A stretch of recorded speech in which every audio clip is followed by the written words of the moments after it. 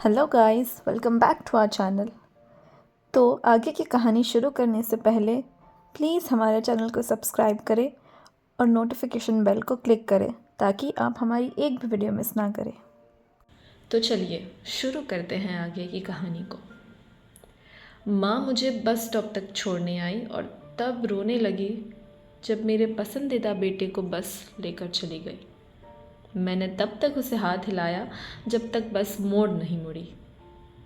ये उसे बहुत खुश करता है। माँ का मुझसे जुनून और गहरा प्यार अब पुरानी बात हो चुकी है। माँ के पास अब कोई ऑप्शन जो नहीं है। दादा बहुत जल्दी बड़ा हो गया था। जब मैं 12 साल का था, दादा तब हॉस्टल चले गए और उन्होंने हमारे परिवार के बाहर ही दोस्त और खुशियाँ पाली। तभी माँ ने मुझसे सहारा लिया, अपनी आँखों का तारा और मुझे हज़ारों सूरजों की शक्ति से प्यार किया। अभी भी वो मेरे पुराने कपड़े पकड़ कर बैठे रहती है और सोचती है कि अब मैं वो बच्चा नहीं रहा जो हर चीज़ में उसे पुकारता था। जब मैं अपनी सीट पर वापस बैठा, बस में दूसरे स्टूडेंट्स मुझे अजीब तरीके से देख रहे थे, क्योंकि उन्होंने मुझे माँ को ऐसे देखा जैसे कि एक पपी अपने घर को छोड़ के पीछे जा रहा हो। मैं उन्हें दोष नहीं देता और ना ही मुझे उसकी कोई परवाह है। मैं उसका सबसे अच्छा बेटा बनूंगा जब तक मैं कर सकता हूँ। लेकिन मुझे ये भी शंका है कि ये कितना समय चलेगा। जैसा कि दादा ने कहा, मैंने स्कूल में अच्छा करने की कोशिश की। क्योंकि मेरा स्कूल बदलना अचानक और बिना किसी कारण के था, बहुत से स्कूलों ने मुझे मना कर दिया। मेरा नया स्कूल पिछले वाले जैसा अच्छा नहीं है। शिक्षक यहाँ बहुत स्लो चलते हैं और स्टूडेंट्स बहुत ज़्यादा शोर करते हैं। मैंने किसी से बात नहीं की, नए दोस्त भी नहीं बनाए। मैंने खाली पहली बेंच चुनी, वहाँ अकेला बैठा, ब्लैक बोर्ड को घूरता रहा और दिन ख़त्म होने का इंतज़ार किया। बस 700 लगभग दिन मेरे नए स्कूल में, 1200 दिन जिस कॉलेज में मैं जाऊँ, और फिर कुछ और दिन, फिर कुछ और दिन, और फिर मैं मर जाऊँगा। आखिरकार एक दिन के बाद एक, जब तक मुझे वो साहस नहीं मिलता। 28 जनवरी 1999। मेरे स्कूल में छुपकर रहने की ट्रिक 2 दिन पहले तक ही टिक सकी। हमारी क्लास टीचर अमरजीत कौर, जो एक गोल चेहरे वाली मजबूत और ख़ूबसूरत महिला है और अब तक छुट्टी पर थी, उन्होंने मुझे पूरी क्लास से मिलवाया और सभी से अपना नाम ज़ोर से बताने को कहा। मैं पहले से ही हर नाम को तुरंत भूलने के लिए तैयार था, लेकिन एक नाम मेरे दिमाग में फंस गया। जैसे लंबे बालों में च्युइंगम इतनी बुरी तरह फंस जाए, उसी तरह। वो नाम है ब्रह्मी शर्मा, हमारी क्लास मॉनिटर।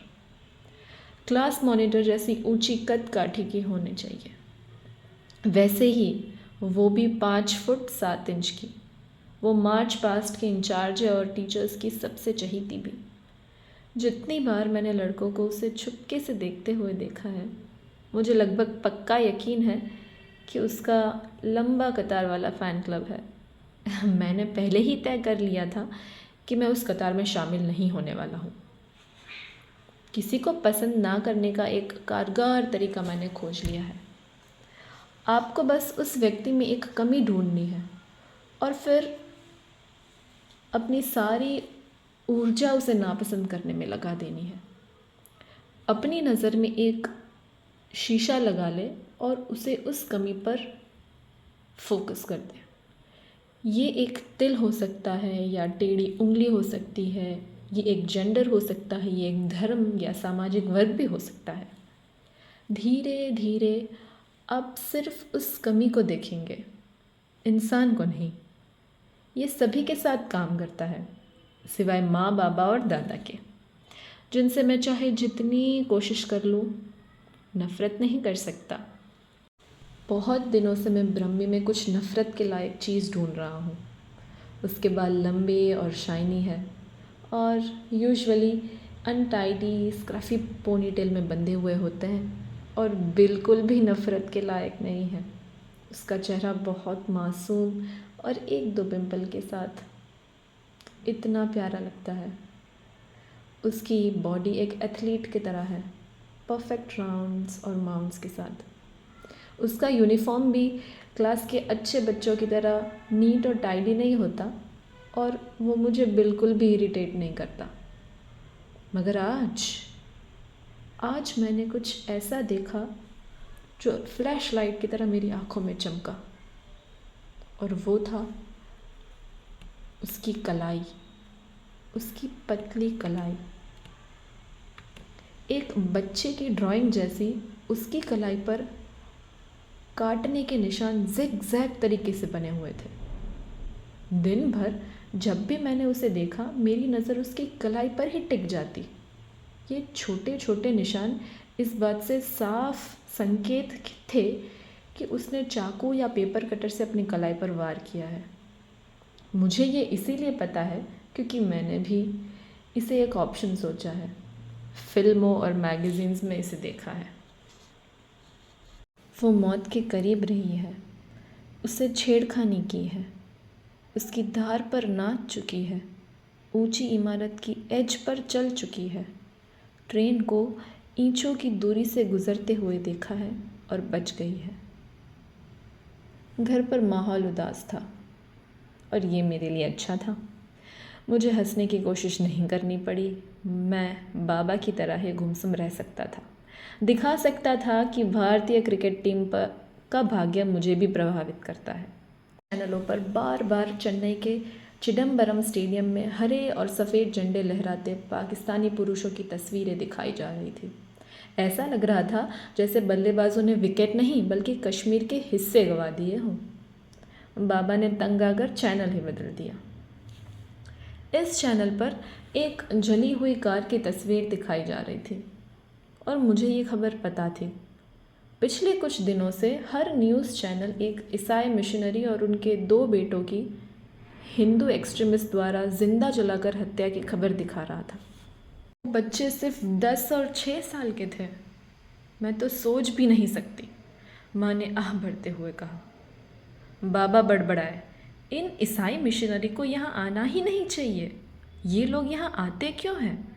हम हिंदू अपना देश छोड़कर अमेरिका या ईरान में जाकर ये नहीं कहते कि हमारे भगवान सबसे अच्छे हैं, तो ये क्यों करते हैं?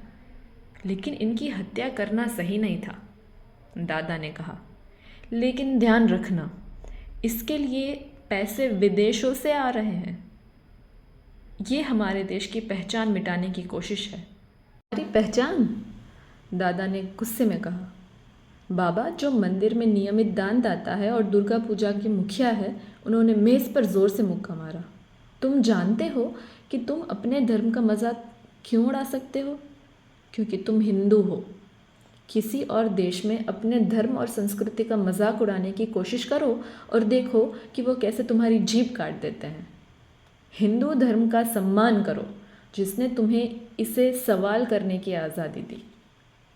तो बच्चों और आदमी को जिंदा जलाना सही है? क्या यही हमारा धर्म सिखाता है? जब दादा और बाबा झगड़ रहे थे, मैंने टीवी स्क्रीन पर उन ईसाई बच्चों के जले हुए शव देखने की कोशिश की। क्या उन्होंने तकलीफ़ झेली होगी? क्या उन्होंने चिल्लाया होगा जैसे समी चिल्लाया था? हाँ, समी ने मुझे देखा था। उसने मुझसे बचाने की भीख मांगी थी। अब इस बात को जुटलाने का कोई फ़ायदा नहीं है। क्या शानदार ख्याल है दिन ख़त्म करने के लिए। और हाँ, ये भी सुनो, आशियाना अपार्टमेंट, ये मेरे घर से 10 मिनट की पैदल दूरी पर है। यहाँ मेन गेट पर कोई गार्ड भी नहीं है। छत तक पहुँचना बहुत ही आसान है। गिरावट बिल्कुल साफ़ है और सब कुछ चंद सेकंड में ख़त्म हो जाएगा। आसपास शायद ही कोई 3 मंजिल से ऊंची इमारत हो।